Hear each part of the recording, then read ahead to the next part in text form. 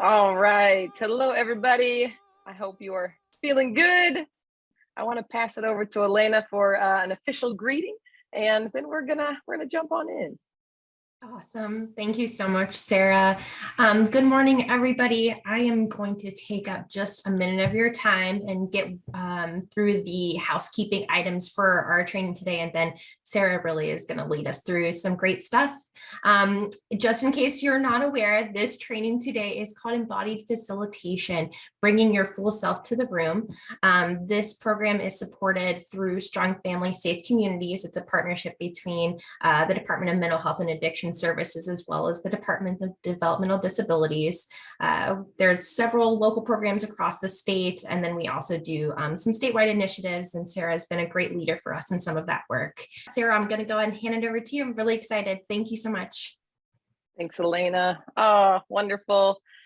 So yeah, I'm Sarah Buffy. I'm really happy to be here. This is, I do a lot of trainings and supporting human beings on understanding how early complex childhood trauma impacts the brain, the body, and our behavioral patterns. I help groups understand people through their biography and their history to design compassionate supports for folks. I talk about resilience a lot, and just really my big passion is how might we, like the title references, how might we continually work towards bringing our full humanity, our full sense of self into whatever room that we walk into. We know from Bessel van der Kolk, the body keeps the score, right? The body is something we're always bringing with us no matter where we go. And so I want to talk about today, regardless of the topic, trauma, resilience, a wraparound meeting, a family dinner, right? Regardless of your experience, we're all facilitating engagements with one another, whether it's one-on-one or with a group. And to be mindful of bringing our full self into that space, I think is a key element to any quality or resonant facilitation practice. So we're going to get into that here in a moment. I know we've got some folks with screens available. Some don't. Some people have mics. Some don't. Those of you who know me, you know I love the small group.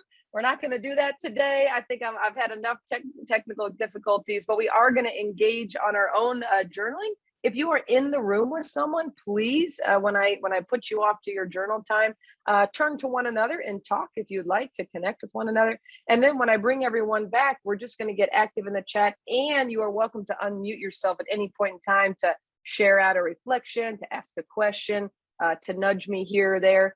Either way, you know, I like the dialogue and the interaction. So in the meantime, let me just orient into our time together. We're gonna leave here understanding presence as a facilitation skill. I'm gonna unpack that a bit. We're gonna practice that. We're gonna practice presence, not just with ourselves, but with one another. Even across this digital divide, there are ways to connect, to communicate, to resonate across this space. We're gonna talk about that. And then we're going to look at facilitation through a polyvagal lens, which is probably my most exciting thing to think about here, because we know so much around the field of neuroscience, the field of how we're understanding our nervous system these days, and all the somatic work that's being supported and represented on more of a social scale. So I'm really excited to orient us back to our nervous systems, that thing we share with every human being, all mammals, etc. But we're going to talk about our polyvagal theory in connection to facilitation, which is exciting. Before we dive in to any more content, I'm just going to invite everyone here to take a moment. If you're texting a friend, tell them BRB. If you're in the middle of an email, just minimize that for a moment. Yeah, if you're typing or working on your to-do list, if you are folding laundry in your home, just put it down just for a moment. Find a seat or a standing position. Maybe that feels really good to your body right now. Really, I want you to tune in to whatever is calling to you physically, right? Maybe you need to move a little bit. Maybe you want to hold your hands and just rub them a little bit just to wake up some. But we're just going to engage in a short practice here of coming fully ourselves into this space. You might be here physically, you might be hearing my voice, you might be seeing me, But I invite you, wherever you are, take your body back a little bit, and you can sit back in your chair if that feels good. Again, you can stand if that feels safe. I know spring is upon us, so if you would like, you can rest your gaze on this picture here. I like that blue, and thinking about the flowers budding and flowing off into the wind. Otherwise, the invitation is to take your gaze around your room and find something, an object that gives you a sense of joy, right? If you don't have the sense of sight available to you, maybe tune your ears to something that brings you joy. Don't look at your dishes piling up in the sink or your messy desk, my messy desk. Just find something that you can lower your gaze onto, just for a couple breaths here together.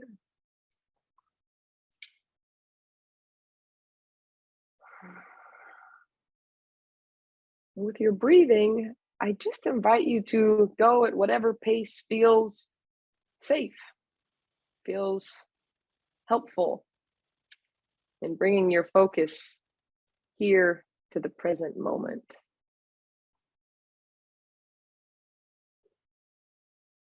A colleague of mine, Claudia Lopez, says you cannot breathe into the past, you cannot breathe into the future, but when you pay attention, when you become aware of your breath, you have a sense of knowing, not just in your thinking brain, but in your body, that you are here in this present moment. So a couple more breaths. Keep your gaze on that anchor, that object, picture, pet, plant, that thing that brings you a bit of joy and calm. I'm looking over at my plant and picture my grandma holding an ice cream cone. So it has my attention, brings me a smile. Take one more breath in and out.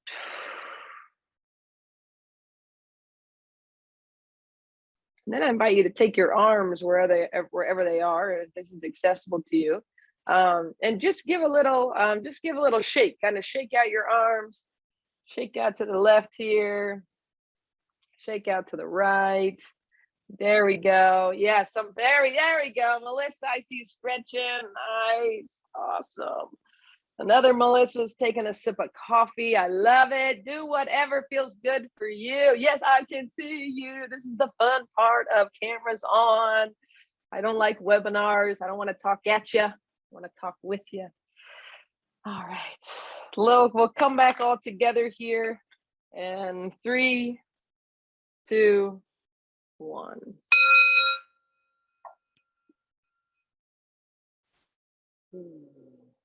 All right. Most of you know, I don't believe any of this stuff matters unless we talk to one another, unless we connect, unless we get out of our heads and into our bodies in this relational space. So that's what we're going to do right now. I'm going to give you all an opportunity just to think for yourself, to journal to yourself. How are you showing up today? Right? Not how did you get to your seat, but how are you showing up from that internal space? Name a feeling word, or maybe there's a sensation. If you notice yourself going up to your thoughts, you can write a thought down, but then invite, what am I feeling? You can even just ask yourself, that's what I'm thinking, but what am I feeling? How am I showing up today? And go ahead and go to your pen and your journal. If you have someone in the room with you, you're welcome in a minute to share this with them. But the other part of the question that I'm going to have you engage around is, why was it important for you to show up today? Why was it important for you to be here at this time? All right, maybe there's something specifically you want to learn. Maybe there's something you want to share, right? Maybe facilitation is a big topic for you personally and you want to use your voice here. Maybe you don't even know why you got here or how you got here. Somebody told you, go to this thing, right? So just be honest wherever you are, how you're showing up today, and why is it important for you to be here? And this is what we're going to do. I am right now going to open 20 breakout rooms. They're open. Don't go anywhere, okay? You should see a bottom or a thing on the bottom of your screen to join one. You're able to pick your room. I'm not going to send anyone anywhere. This is for folks. This is challenge by choice. This is invitational. I'm inviting you, if you would like to share your reflections to these questions to another, join a room. Just click in there. Once you have about 4 or 5, somebody go to another room. If you see the list already has 4 or 5, just open up another room and connect with one another around these 2 questions. We'll come back here in about 5 or so minutes. But if you don't want to join a room for a breakout, that's also okay. Connect with yourself or with those in your space around these 2 questions. How are you showing up and why is it important for you to be here today? And we'll come back all together in about 5 minutes.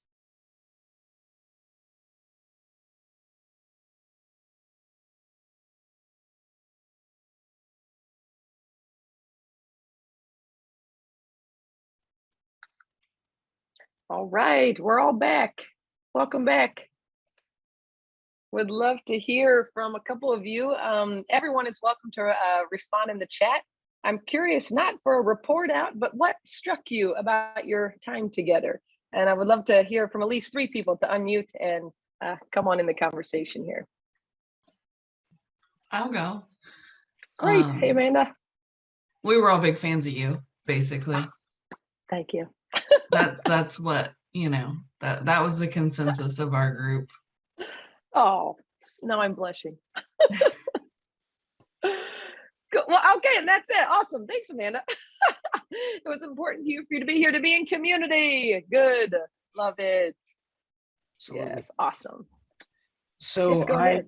I am Walter. from Seneca. Yes, hi. It's good seeing you again. Yeah, you too. I am from Seneca County, and 2 of our members were from Sandusky County. So, I mean, out of all the randomness, there was 3 people that were really close by each other geographically. And yeah, so. I love that. Yeah, cool, Walter. I saw in the chat, someone also said, is it Adriana? So it's good meeting folks across the state. So thank you for those who joined a small group. I think that worked out pretty well. So that's awesome. And I got a Shannon, your hand is raised. Go ahead. I have to say, in our group room, well, the first thing we all commented on was the fact that we loved how you did the breakout rooms, because we're so used to being assigned rather, it's very different. You could choose where you went. But we actually just started talking a little bit about what we wanted and what we were hoping to get out of this. And we ended up giving each other some sort of comments on facilitation, praising on things that we noticed about what each other was saying. So it was nice. Yeah. So cool. Shannon, I'm usually the person who traumatizes all of you by forcing you into breakout rooms. I'm glad I mixed up my strategy there. That's great feedback. And so cool that you had time just to affirm one another. That's really beautiful. Yeah, cool. Anyone else? Got a lot going on in the chat. You're welcome to read. One more voice here. Okay, I'll speak up. Yes, I'm hello. Angelique. Hi, I am Angelique from Lucas County Board of DD. And when I popped on, being way up in Northwest Ohio, the first thing I saw was the diversity within the small group. And I was excited to be the minority amongst the majority of minorities. I mean, I was like, and now I can only get Sarah Buffy. But thank you. That made my day, like for the rest of the day. I love it. Thank you. Thank you, Angelic. Beautiful. Oh, so fun. Shannon Farley starting a Sarah Buffy fan club. You guys, this was not the point of today, but that's fun. I receive it. I'll take it here. So cool. Well, yes, I know a lot of you, a lot of familiar faces, and I'm just so passionate about this topic. So I'm just thrilled that you signed up to talk about it live together. Of course, this will be recorded. You can go back, but it's so fun just to be together now. So let's keep it going. I want to start first. I titled this session more about my my aspirations, who I hope to become as a facilitator, and you're going to hear some things I'm going to note as tips and tricks. And if you know me well, you'll think, well, that's not a Sarah Buffy trait. These are aspirations. These are best practices. This is how we hope to show up every time we engage with one another. At least I think this is how I hope to show up. And the first place I like to show up is around the notion of embodiment. So there's a gentleman named Mark Walsh, and he runs the an embodiment facilitator course. I linked to it at the end of this PowerPoint, so you can go check him out. But he shares very, very bluntly and boldly, our bodies have been reduced to this hunk of meat, right? I don't know if you ever heard the phrase meat suits, or if you've heard people say, hey, that happened at home. You know, we're in school, we're going to focus here, and they act as if you're not bringing your body into wherever you go. We so often disregard this this organ, this literal, our skin is the largest organ in our body. And what I hope to bring today is to remind us that we are full human beings. We have our body, we have our mind, we have our heart, and there's wisdom wrapped up in all of these parts. So often in our culture, we're stuck in this thinking place, right? What do you think? What do you do? We devalue unconsciously folks who have limited cognitive capacity, right? We devalue when folks behave as a way of their only means of communication, right? You hear me bitch and moan about that word behavior, and I just want to clarify what I get so in a rub about is that we use the word behavior in certain systems, certain fields as a shortcut to being bad, right? And I want to remind us that we are behaving beings, right? That's what we do. We behave all the time, right? And so I just want to bring us back into a more holistic approach that we speak or we communicate not just through our words, but we communicate through our mirror neurons. We communicate with where our shoulders are, where our arms are, right? Our body is constantly communicating. In fact, we're not only communicating outwardly with our body often, 80 to 90% of information that flows between our brain and body within is coming from the body to the brain, right? I think I have a quote here. I'm forgetting who said this. It's either Amy Banks or Deb Dana or somebody brilliant said, we are not thinking beings that sense, right? We don't come into our environment, think about it, and then sense what's going on. We are sensing beings that have the capacity to think. Right? When you walk into a room, your nervous system, your gut is reading the room and understanding the scenario before you even get a chance to process. And a lot of times what's going on in our mind are stories, they're narratives. It's our meaning making about what's going on inside. And sometimes that meaning making can be skewed or altered based on past experiences, based on our relational templates that were set in childhood, based on our mind monsters and the myths. I always say my mind is always trying to kill me, right? I'm a judger, I'm a projector, I have insecurities. So that's spilling out unless I do some practices to keep myself contained, right? But I share that because I'm trying to acknowledge myself and you all of us, we're full thinking, sensing, feeling human beings. And it's happening all the time outside of our conscious awareness, mostly, right? What's happening in the body, we have an invitation to get connected to, but a lot of times there's a lot going on subcortical in our unconscious. It's influencing how we show up in a space. So the invitation is that if we want to connect with others, right, through facilitation practices, through workshops, just socially in friendships or colleagueships, that connection will not only be enhanced, but almost the quality of that interaction will be determined on our quality of connection with ourselves, right? If you're disembodied, if you're cutting yourself off from the neck down for unconscious or survival strategy reasons, this isn't a negative thing, it's just a truth there. If we're disconnected from our body, we have a hard time resonating and sensing what's going on around us, right? So that's why I always say, in whatever work I'm doing, in this context is facilitation, that the first step in thinking through and working on any of these things is not outward, it's back here in the inside. How can we befriend our nervous system, and how can we start to know ourselves deeper so that we have the capacity to know and resonate with others? A couple different practices that we're not going to get into today, but would be happy to connect at a later time. Some practices that I use to deeper connect with myself. One is called Roots and Wings, just a short art activity. Sometimes I do this in my mind. Sometimes I draw it. I have my board up here. I'll show you real quick. Got my Roots and Wings up there that I just did the other day.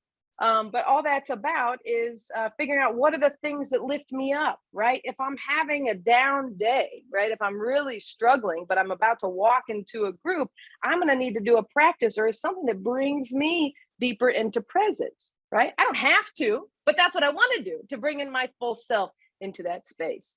Opposite is also true. If I'm really up, I'm really anxious, right? I have a lot of big energy. I want to pick a route. What's that? What's an activity, a song, a meditation? What's something I can do that can ground me, bring me back down into space? Sometimes roots and wings are things we do ourselves to prepare. It's things we do to debrief, right? If I leave a meeting or a timeline or a training, I've got a lot of big energy, I'll do a route to bring me back down into presence. Sometimes, though, we are not the only ones who can upregulate or downregulate ourselves. We have co-regulation. I began a session, it must have been last week or 2 weeks ago, and I was off my rocker, lid flipped, really, really rough morning. And what I did is I realized I relied on my resources. I tossed it over to my co-facilitators, right? So upregulating and downregulating can be through self-regulation, but we can also utilize our colleagues for that grounding, okay? Safe self-touch. I always have a stone or a crystal nearby. This isn't I'm not trying to sway anyone's beliefs. I'm just saying, for me, I like the whole thing. You can call it a fidget. Sometimes I like to massage my palms here, right? Just some soft, safe touch will help me come back to my body if I'm looking to stay more grounded and present, right? So instead of going up into my head and creating story, I can come into my physical body and do some regulation practices that help me show up more fully. And then that practice of self-talk, right?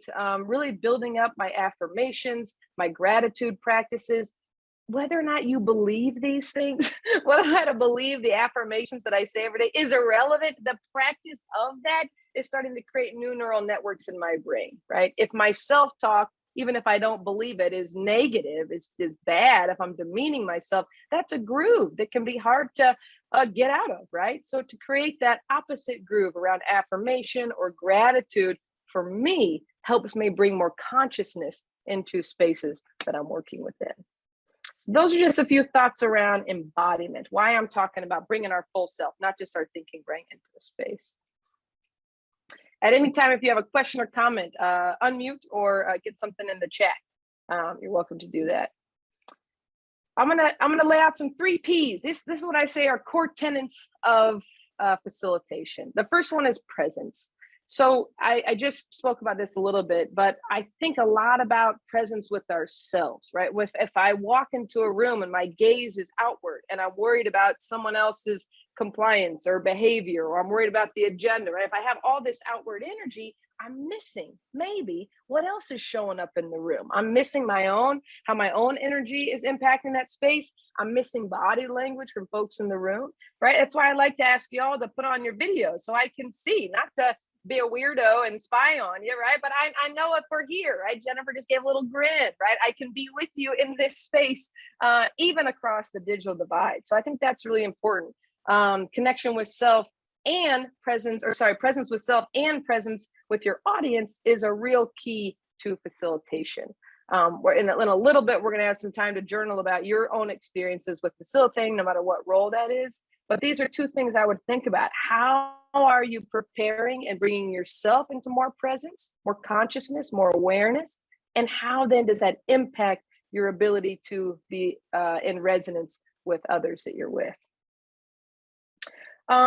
I love this. For me, presence means that I'm calm, means I am regulated. I feel safe in my body. I have my thinking brain online. When that happens, I'm able to access curiosity. So there's a difference here between curiosity and certainty. When we're certain, when we feel really certain, right? There's some things you know in your brain and your body, and those are truths, right? But the certainty I'm talking about is when we feel, maybe no one would call this, but maybe we're being a little defiant. Maybe we're being a little bit oppositional, right? These labels we give to other people, right? But that kind of certainty is a signal that your thinking brain's offline and your arousal is up a bit, your sympathetic arousal or your freeze, right? So you're not feeling so safe in your body, right? When we're certain, you can tell our shoulders are even caved up. Just talking about this, I can feel my body, right? When we're in certainty, our arms maybe are crossed, or we're not open to other possibilities. And I think especially in the mental health field, especially in the disability field, we have to maintain our capacity for curiosity, because there's so many different nuances happening around communication, around, my colleague, Dr. Kennedy says, we have youth surviving threatening systems. There's a lot happening in these spaces that we have to be aware of. And in order to access that awareness, in order to maintain curious about what's happening versus go into that fear brain of certainty, I think it starts with our ability to be present with ourselves and one another, right? When you feel safe in your body, you have the capacity for curiosity. And so that's a key core tenet there. Pacing. This is the one as I was writing, I thought everyone's going to call BS. I'm so fast. I'm so crazy. Right? When I'm training, I usually have a lot of big energy and it goes fast and it sometimes feels like too much. I'm working on that. That's a skill that I wrote in my January journal of let's bring in some pacing. So I'm going to name it here. Again, aspirational. Slow is fast. What I mean by that, and I share this with teachers, I share this with parents, when we want our kids to change or behave and we have that urgency to have to do it, right? That kind of energy actually flips the lid, right? If we can ground, if we can slow down, if we can maintain focus on connection before correction, the learning takes off. Right? We all know this now around brain science, that when you feel unsafe in your body, you cannot access new learning. You cannot learn from consequences. You can't change your behavior in the state of threat because threat throws that thinking brain offline. So with facilitation, right, when we think about our agendas, know where you're going, know how you're going to land the plane, right? Know your time frame that you're working within, so we're not rushing in and out of engagements, but also being able to slow down and pace through your experiences, your conversations, your learnings. That's going to be really, really helpful. So the other little quippy phrase I like is move at the speed of trust. Believe it or not, I have let go of entire agendas because we're not there yet, right? I've pivoted really quickly in trainings because I can tell the room is really offline. Right? It's happened a lot during COVID where people show up, how are you showing up today? I'm all giddy and ready and go to small groups and come back. We're tired, we're frustrated, we're overwhelmed. We don't even want to be here. That's real. I get that. Thank you for the honesty and let's pivot, right? You can always, especially if you're at facilitation, a skill, as a facilitators, we're in positions of power. So you don't want to use that power over. You want to use that as power with. What does the room need right now? And how can I read that, not just intellectually, but from my mind, body, heart space as well? Okay. All right. Personalism, the last P. Yeah, those of you who know me, you know I value personalism over professionalism. I think that's a big conversation. They make us take an ethics CEU training every year. I take them, I'm in there. And I think this is a big conversation we need to talk about. Sometimes the professionalism leans toward transactional relationships, right? A transaction isn't really a relationship. I don't have a relationship with the clerk at Aldi, right? It's transactional. We're in and out, we smile, but we're not hanging out. We're not buds. We're not actually giving and receiving in a mutually enhancing relationship, right? That's a transaction. We are in the human services profession, service schmervis. We're in the human profession, right? So when we can value relational interactions rather than procedural or transactional, that can drop the energy in the room and you can meet that first tenet around presence, right? So I think a lot about tone of voice. We're going to talk about that in a minute. When we walk into a room, how does your bass change depending on who your audience is? Right? Are you dropped down into your voice or are you up in your head and you have a higher professional voice, right? Intonation is received before information. So how you say something is going to land with the person before the words actually come out, right? Let's be mindful of that. If I walk into a room and I say, I'm so happy to be here, everybody. Thanks for coming. I don't even know what I said. You just saw my face and heard my voice and you're maybe like, what, right? The same thing is true when you walk in the room and say, hi, how are you, John? And John's 53 and he's being talked to like a 9-year-old, right? He can feel that, he can sense that. So let's be mindful of how we're showing up in relationship and creating interactions that feel resonant and personal versus clinical or procedural, right? It's an invitation. This might seem obvious, but let's keep our gatherings relevant to the person, to the team, to the topic, right? This might sound, well, duh, Sarah, if you show up to facilitate a topic on X, you're going to talk about X. This one, I'm more thinking around team meetings. I'm more thinking around smaller group sessions where sometimes our agenda can be taken away because of crisis that shows up, or maybe we have paperwork we need to figure out. But when you can take a moment to ground, to relate, to connect before you get to your tasks, you can be really mindful of making sure your topic, your conversation, your tone is relevant to who you're showing up with. Think about that a lot in the disability world around person-centered planning. I've seen a lot of copy and paste on person-centered plans. Which tells me we got a program-centered plan, right? Versus that actual human being that's sitting in front of us. So relevance, right? When we talk about job exploration, if we're helping people explore jobs within a small sector, right? Bagging groceries at Kroger versus bagging groceries at Meijer, right? That's not real choice. That's not real relevant necessarily to the person unless they love that skill, right? Let's try to make things and conversations and plans relevant to who's showing up in the room. All right, Shannon is sharing, thank you for identifying personalism. I never knew that was the way to approach things. I do not present myself in the clinical procedural way, which has left me questioning how I engage in the community. Beautiful, Shannon. What's your role in the world? What's your professional role? I'd love to know your personal role, and what context are you speaking about here?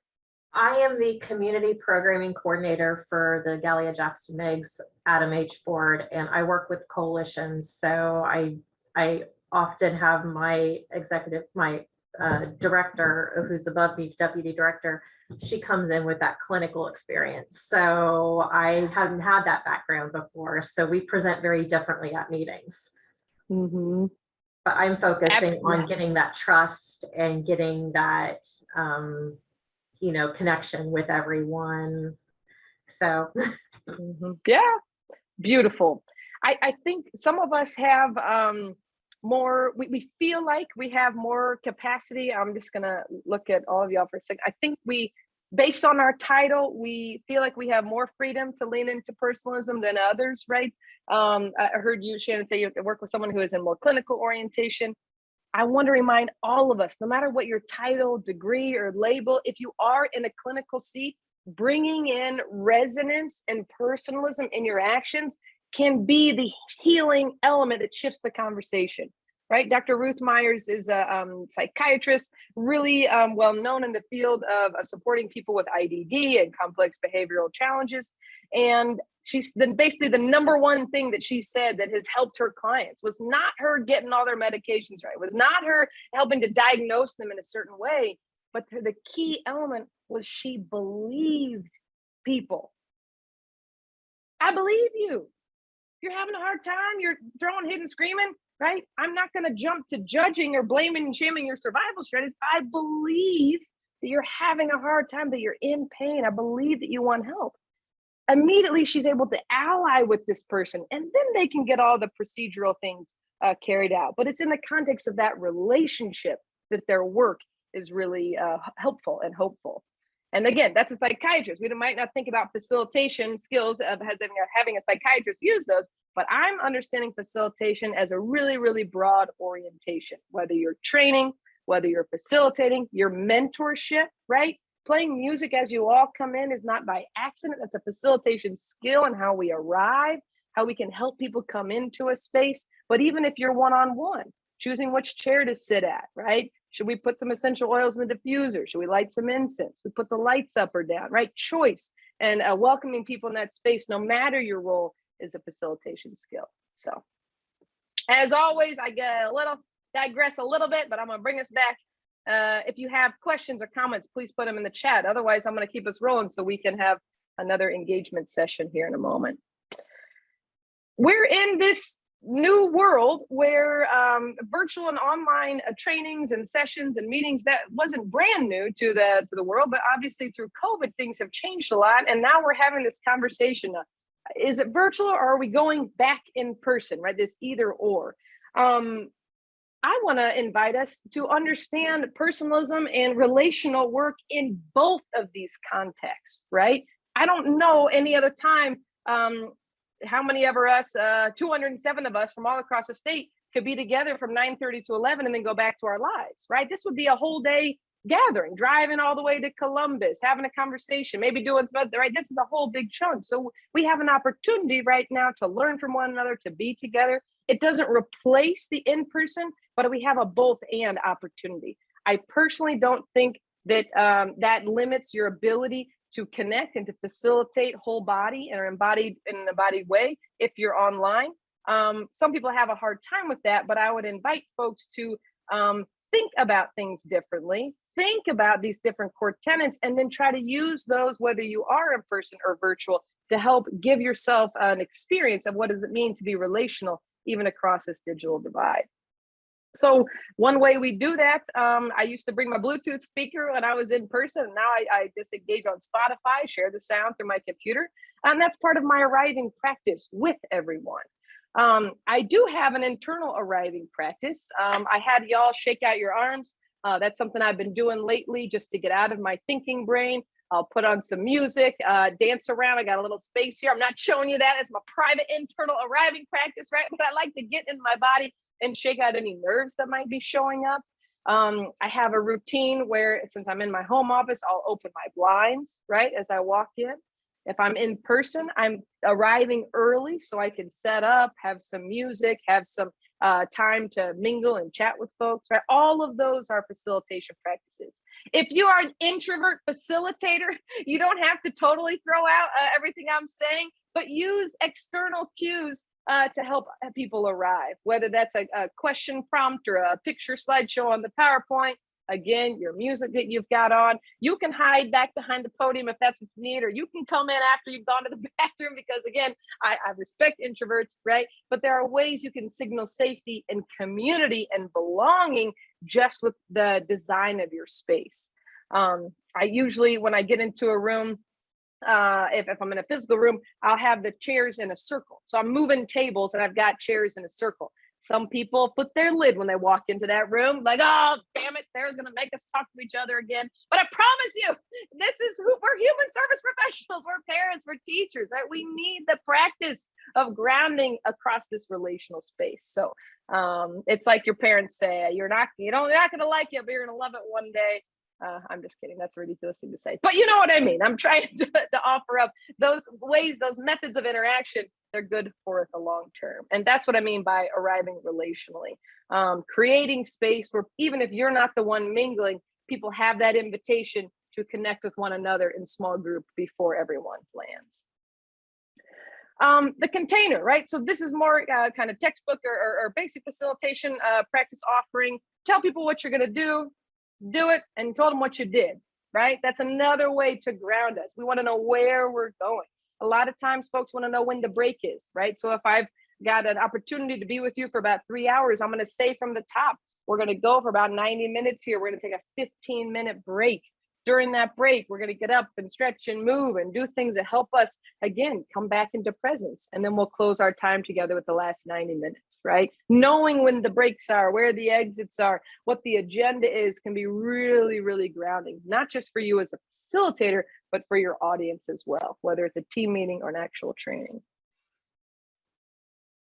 Live offering. So this is a live offering. Of course, it's going to be recorded, but we're all here together right now. So one thing I like to think about, whether you're in person or virtual, is your ability to signal safety across the space. Most of y'all know, if you're coming to my rooms, I've got a Motown playlist, right? I used to do Bill Withers' Pandora. And what I found out of all my in-person engagements, so when I had that Bluetooth with Motown or that Bill Withers playlist, it connected people across race, gender, class, orientation, ability. Everyone was moving at some point, right? Maybe some of us weren't on beat, but we're not judging that, right? We were feeling the music. We were in the zone, okay? So that's a way to signal you belong here. You are welcome here, right? If I only play hard rock, even though I love my hard rock people, they're the only ones feeling seen and heard by that music, right? If I'm only playing classical music, right? My younger self would have hated that, right? So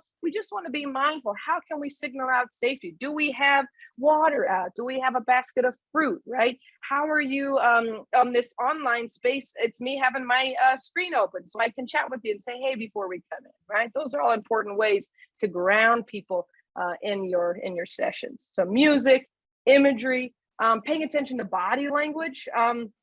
Oftentimes, especially on Zoom, if I see you going cross-eyed and confused, I might pause, right? That I am watching it. I am trying to be present to what's showing up out there. Easier to do in person, but we don't always have the capacity for the pause. So either way, as facilitators, it's our job to start to tune into that body language and have the confidence and capacity to say, hey, I'm wondering how we're feeling. Do we need to slow down?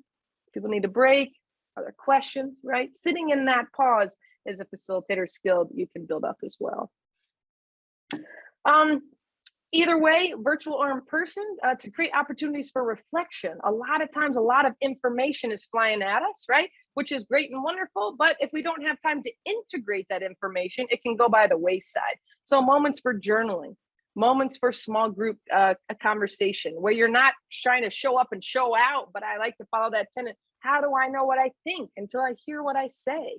So offering each other's moments of practice of deep listening and processing what's going on, that can be really helpful as a reflection practice or a way to integrate the knowledge that's coming in.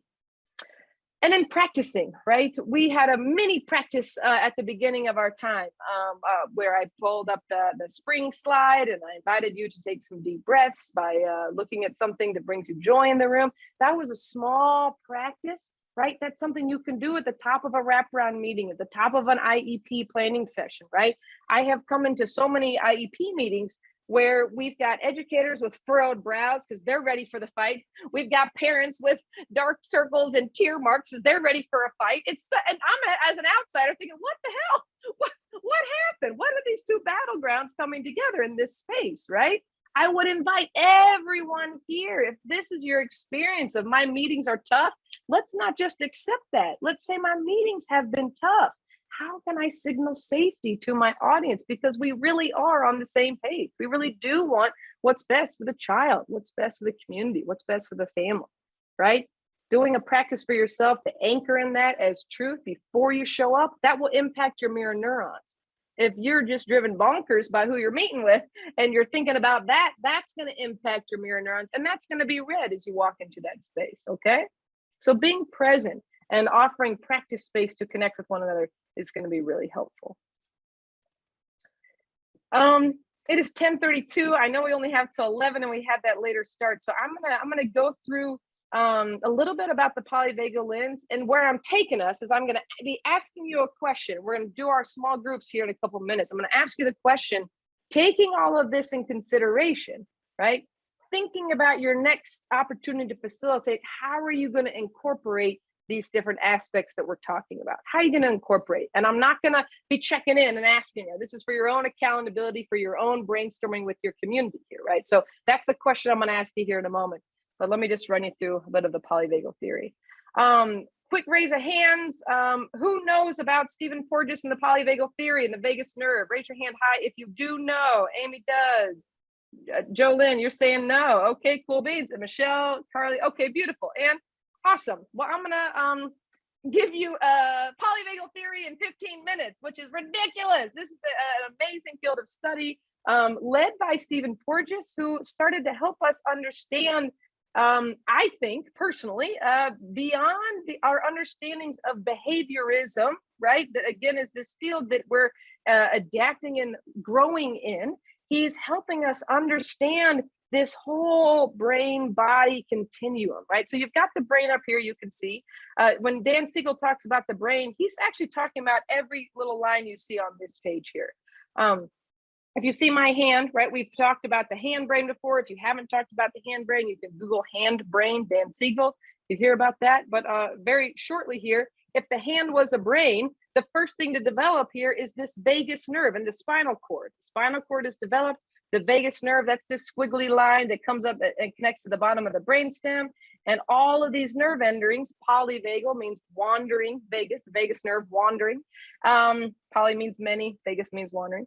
It's going up into the face, so it's impacting your ability to see, smell, and hear, your jaw movement. The vagus nerve comes down here and connects around your heart, to your lungs, lower here to your diaphragm, and this is your digestive tract, okay?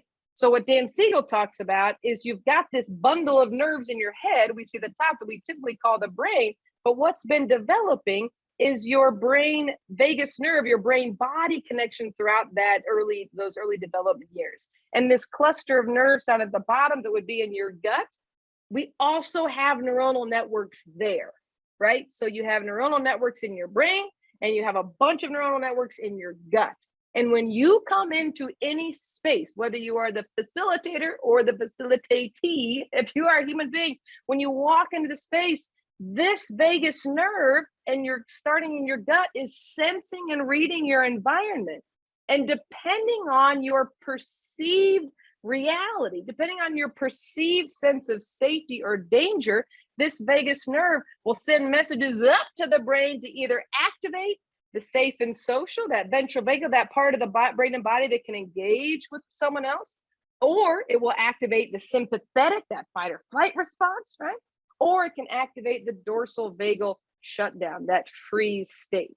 It's not important right now to memorize those terms, right? You can read more about polyvagal theory, but what we understand now as our field grows and our research grows is that our nervous systems, right, the autonomic nervous system and the vagus nerve here has so much capacity to help us self-regulate if we got co-regulation in our developmental years.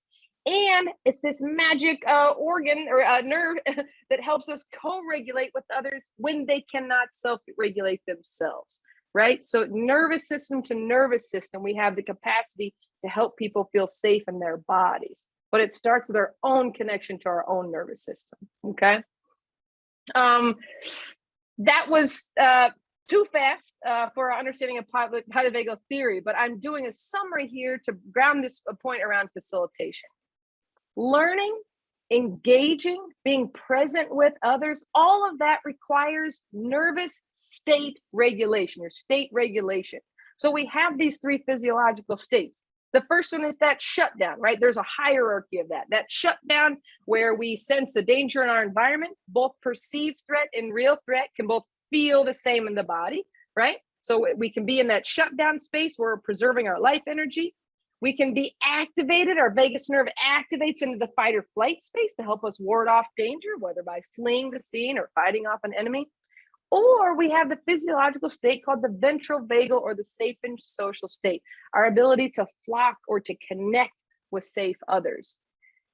Our behaviors, how we behave, is an indication of how our nervous systems are experiencing the world around us. Someone unmute and read that out loud again. I want to hear that out loud.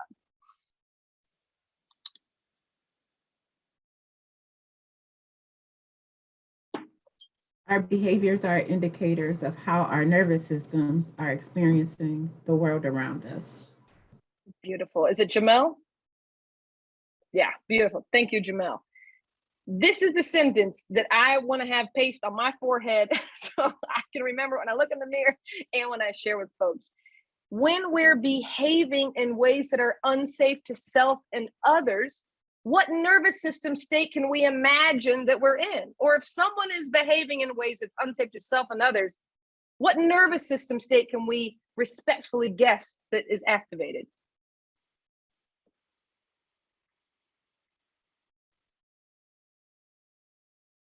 You can unmute or put in the chat. Oh, go ahead. Fear. Great. Yes, we're in a fear state, which can activate either the fight or flight or the shutdown, right? What do we call people who are in shutdown or in fight or flight? Defensive. Keep it coming. Lazy, Ann says. Good one. Defensive. Non-compliant. Non-compliant. Oh my God. Yes. Defiant. Yes, Lisa. Yes. All these cuss words. You know, I cuss. These are the cuss words for me. Yes. But now here's our invitation. Let's remember that our behaviors are indicators of what's going on inside. So if we can start to understand that language, wow, that's really aggressive behavior. The next sentence that we can start to bring in is, I wonder how we can help this person feel safe. Not how can we manage that or extinguish that or stop that. All that does is create experiences of dissociation. So why am I talking about this when it comes to facilitation? I think oftentimes when we're facilitating, whether it's a community group, a training, a workshop, or those smaller experiences, we're so used to this notion of redirect or ignore. When you redirect someone's attention away from their nervous state regulation, it doesn't help them come to safe and social. At best, it puts them down in a shutdown, right? And best, we go to submission. So I want to be mindful of that. If you're with a group and you're facilitating a conversation or a plan or an engagement, and you've got a lot of folks who are shut down or up in that sympathetic arousal, it's time to pause. It might be time to pivot. It might be time to take a break, right? I want you to think about ways to cue safety to help people get into that safe and social, or be mindful of the cues of danger that could be bringing people down in the fight or flight or to freeze. This is what I mean about cues of safety. If you don't know Jane Elizabeth, you don't follow her on Facebook or Patreon, they go by Trauma Geek, do it, go there. She's the best and has a lot of information around polyvagal theory, right? But one thing that she helps us understand, there are three aspects of cueing safety. We can cue safety internally by our own self-talk, how we walk into the room, our mind, our self-talk, our ability to affirm or ground ourselves is going to be really important for how we show up. And again, our ability to be curious with who's in the room with us, right? So having positive affirmations and positive, hopeful self-talk is going to help regulate your nervous system from that internal space. Humming, right? Humming or singing or activating your vagus nerve through your vocal cords is a way to signal safety, not intellectually, but physiologically in your body. We can cue safety in our environment, right? Literally just taking a sip of water. That was one of the most profound interventions that I heard from someone lately. This gentleman would come to school. He couldn't get off the bus. He would sit in this freeze state. And the brilliant, mind-blowing intervention was, have you ever offered him a glass of water?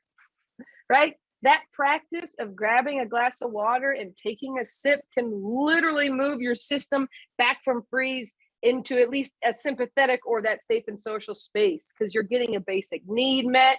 You're not being talked at, which is top down. You're engaging your brain stem, right? So a sip of water, predictable food, glucose or hydration breaks in schools or in your trainings, in your sessions, knowing when I get those breaks is a way to cue safety. Knowing where the exits are, naming that at the top of the hour, right? If you need to go, you have an exit to your right or left. If you need to turn off your screen, you are welcome to do that, right? Giving those permissions, offering that choice can cue safety to the nervous system. And then relationally, right?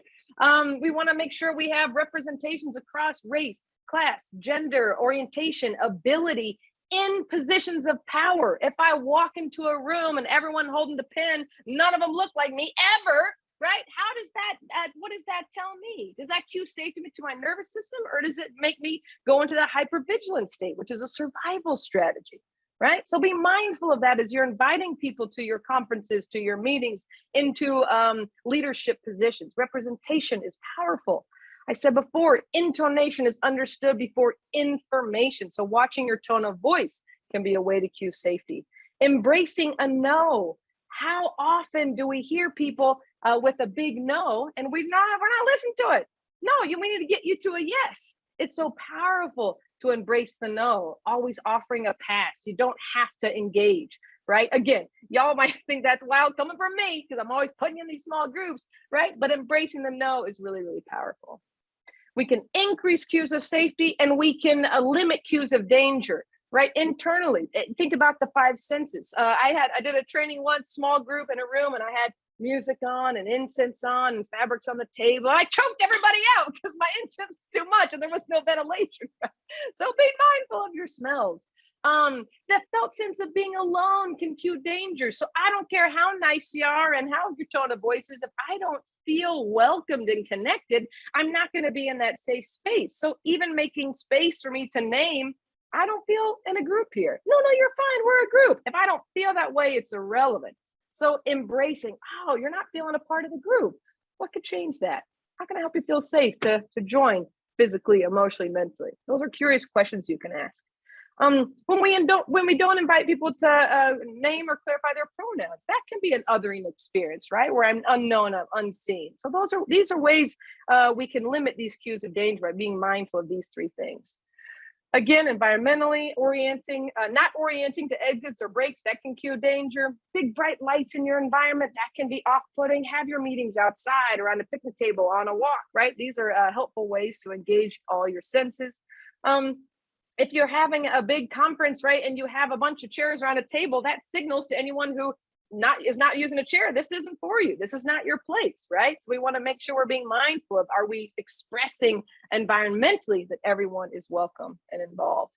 And then again, I've said this 1,000 times around the pitch of the voice and the tone of the voice, making sure, I can't emphasize this enough, if you are grounded in your own presence and you have positive thoughts about how you're going to be showing up in that facilitation role, it will impact your voice, your face, and how you show up in that relational context. So being mindful of that. If there are complications in the environment, you want to think about, how can I cue more safety and how can I lessen the cues of danger? All right. In my own experience, I facilitate timeline sessions where we learn from a person's biography. It's one of my favorite things to do, and a really complicated orientation when it comes to how do we get everybody in the room together, make sure everyone feels safe and seen and heard. How do we follow up on all the work that we uncovered? This is when I come and remind myself that slow is fast. And I'm constantly thinking about, how can I slow down and integrate learning along the way? Of course, workshops and trainings are a way. Facilitate parent groups, learning cohorts, right? I know you guys in this room, you're facilitating team meetings, you're facilitating wraparound sessions, you're facilitating maybe some of these things as well, right? You have abundant opportunities to practice your facilitation skills. So that's what I want to ask you with the rest of our time here. I want you to consider the next time that you're facilitating a gathering. And I really wanted to keep that question broad. When I say gathering, I mean more than 2 people is a gathering, okay? So think about your next opportunity. You might actually scan your calendar to have a real concrete example in mind. And what I want you to do is write for a little bit. We're going to journal just for a little bit around what ways do you plan to engage presence, to cultivate a relational atmosphere, and center safety. I don't mean restriction, seclusion, restraint. That doesn't keep us safe. I'm talking about safety from a nervous system perspective. How are you going to center safety as a core element in your time together? So give me a thumbs up if you can hear this music. Let me see. It's coming through now. Michelle, Tanya. Okay, Amy, great. Cool. We're going to take just a minute. I want you to consider this for yourself, journal for yourself. I'm going to then open the breakouts and you can join your colleagues, and then we'll come back together before we close.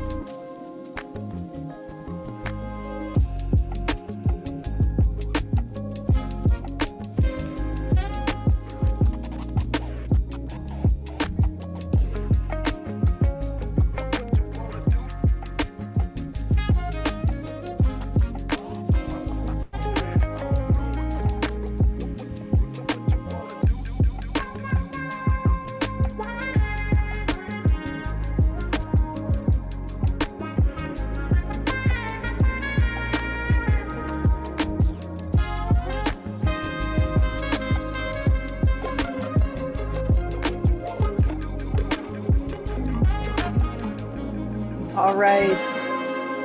You are welcome to join your colleagues in breakout rooms. I believe you can just go to the one you were in, which is great. Or if you're new because you didn't get this in the first round, there are rooms available. Join. Make sure there's 5 or 6, but if it gets more than that, jump to another room so we can balance out. And take some time to share with one another your reflection on this prompt. Make sure everyone has a chance to share, and if they want to pass, no problem. And we'll come back here in a solid 5 minutes for our closing. All right, looks like we're all back. We're trickling in. Beautiful. I'd love to open it up to hear what struck you about your time together. What did you hear? What ideas do you have around centering safety, creating that relational context, and bringing in more presence to your facilitation practices? Let's hear from a couple folks. Let people pick their location where they want to have the meeting or the gathering. Yeah, nice, Jennifer. These are small but huge shifts we can make. Yeah, awesome. Thank you, Jennifer. You're welcome.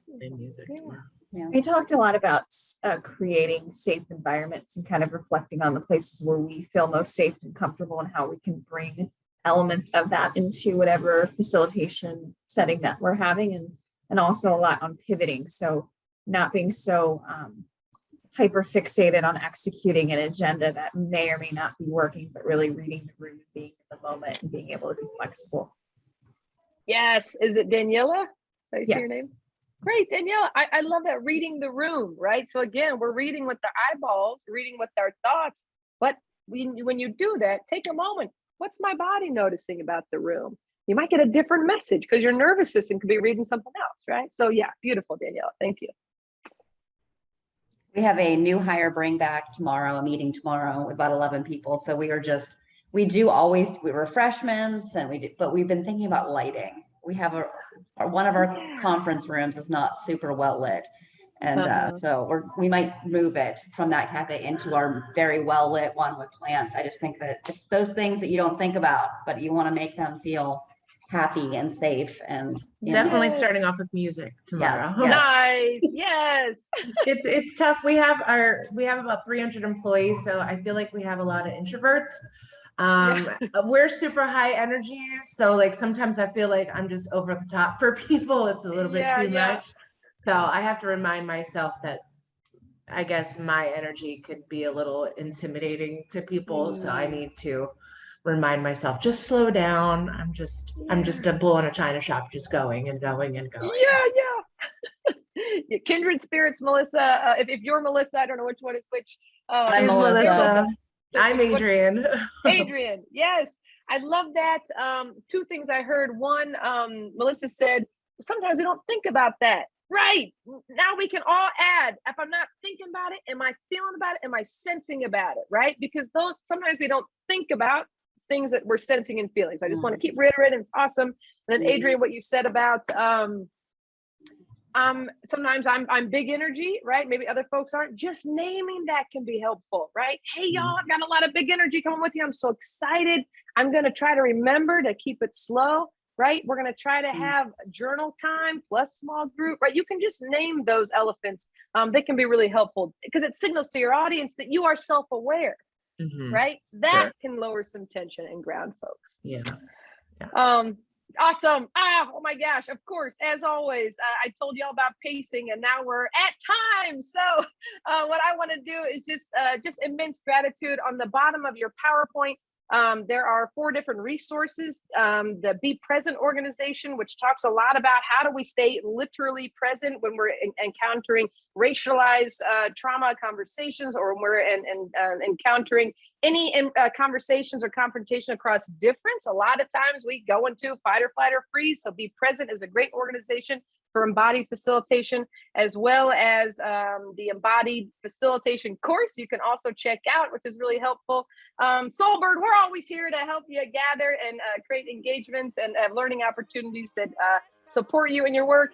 And there's something else, but you'll find it. I appreciate you all.